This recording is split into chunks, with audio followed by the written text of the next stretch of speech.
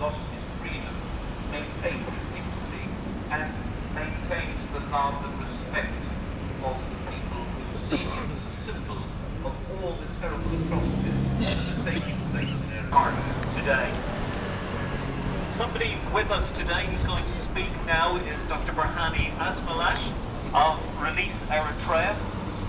He knows what it's like to be inside a prison in Eritrea, and he's going to speak to us now about the suffering of our brothers and sisters. It's sad to come again to this place to request the Eritrean government to respect the most basic human rights of its own people. It has been 10 years since the Eritrean government ordered all churches to be closed. Since then, thousands of Christians have been imprisoned, and a lot of them lost their life.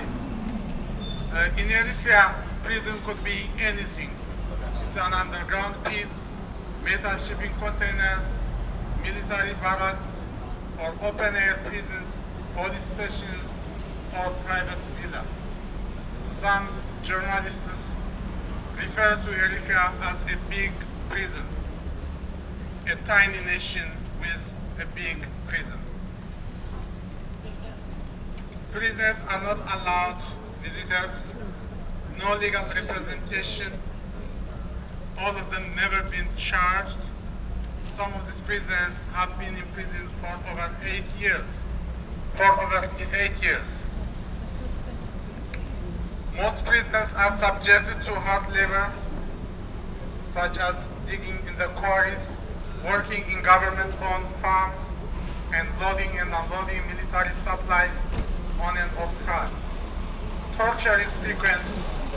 We have reliable reports that many prisoners have been handicapped or even lost their lives while being tortured by prison guards.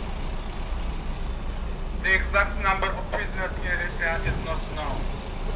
Since there is a constant wave of arrests and release of prisoners, it's not easy to track down the actual number of prisoners, but it stands in thousands. Brave injustice to have continued through 6 of those 10 years. The Patriarch Antonius has been incarcerated, but many of our brothers and sisters in Christ have suffered with him in the most appalling ways.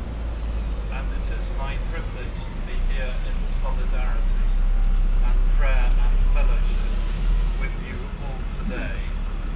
I think it speaks for itself that there is strong representation from the Eritrean community in London, from Church in Chains, Release Eritrea, from Release International, and from Christian Solidarity Worldwide, and from other bodies concerned for advocacy and justice. I am humbled by the witness you are making, and I commit this reading to God. It is from the second letter of St. Paul to the Corinthians, chapter 4, beginning at the 8th verse. We are hard-pressed on every side, but not crushed, perplexed, but not in despair, persecuted, but not abandoned, struck down, but not destroyed. We always carry around in our body the death of Jesus, so that the life of Jesus may also be revealed in our body. For we who are alive are always being given over to death for Jesus' sake, so that his life may be revealed in our mortal body. So then death is at work in us, but life is at work in you. This is the word of the Lord. Thanks be to God. And it is also a privilege to be standing alongside my brother in Christ and good friend, Metropolitan Seraphim. I am one of the Anglican representatives on the Anglican Orthodox, Oriental Orthodox Regional Forum. And there is widespread concern and alarm that this terrible injustice has continued for so long. Bless you.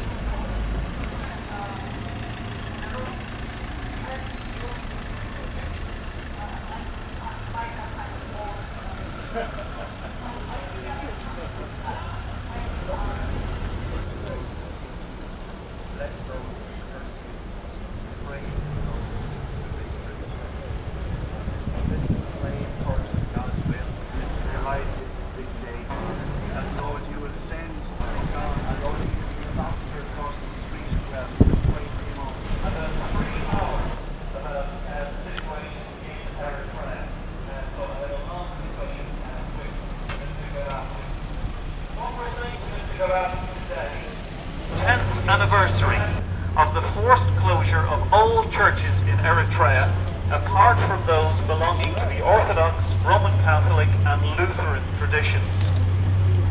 Standing in solidarity with fellow Christians in Eritrea, we once again call for the granting of full religious freedom and for the unconditional release of all prisoners of conscience in Eritrea. 10 years is too. We are aware that several have died following mistreatment and denial of medical attention, and are particularly concerned at the continuing practice of requiring prisoners to sign statements renouncing their faith as a prerequisite to obtaining their freedom.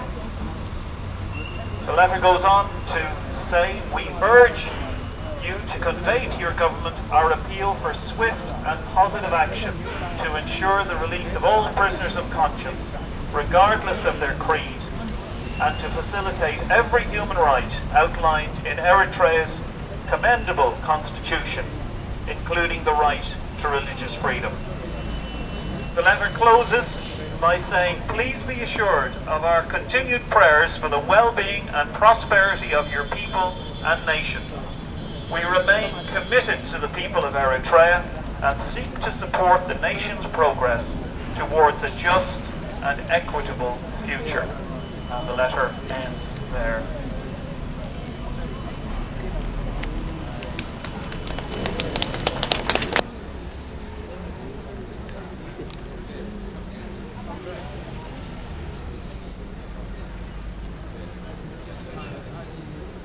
We will just be patient and wait while the needs of the photographers are met.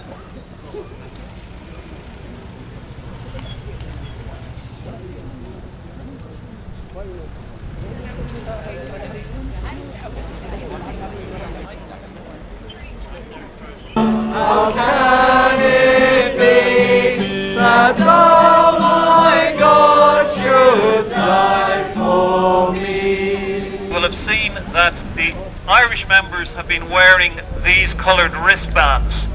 They were actually produced by Andy Dipper's organisation 2 or 3 years ago, and they're in the colours of the Eritrean flag, and we have about, I don't know, I might have a dozen left in my case, so it literally is a first come first served basis. If you'd like to have them, just to remind you to pray for Eritrea. But Andy Dipper is going to come now. This year it is the 10th anniversary, since the church in Eritrea was closed, and since then thousands of Christians been imprisoned, and a lot of them lost their lives. Some of the church leaders have been imprisoned since 2004. It's 8 years. And still in prison. They never been charged, and they never allowed visitors, and no legal representation. And we are here on their behalf to demonstrate at outside the embassy. But what sort of conditions are they in prison? They are in an extreme bad situation, poor sanitation, very poor food, and mostly they are locked up in small cubicles, or some of them in containers. And due to these harsh conditions, a lot of them have lost their lives. For example, one of my friends who was arrested in 2004, he never had the chance to see his children and his wife. And recently I heard that he was taken to hospital because he was ill. So we can imagine a lot of them in the remote places, in prisons, are still suffering under these harsh conditions. Most Eritrea is in a hot area, and especially in these hot places, to be locked up in underground or in poorly ventilated rooms, it is extremely bad. What do you mean? What do you mean underground? It's like underground pits. What they do is In they a pit? dig. Yeah, they dig in like 10 meters, and they put prisoners inside there. And mostly they are allowed like 5 to 10 minutes every day just to relieve themselves. Yeah. Otherwise, 24 hours they are locked up in darkness. Yeah. And I heard some of them lost their sight because they never exposed to the sunshine.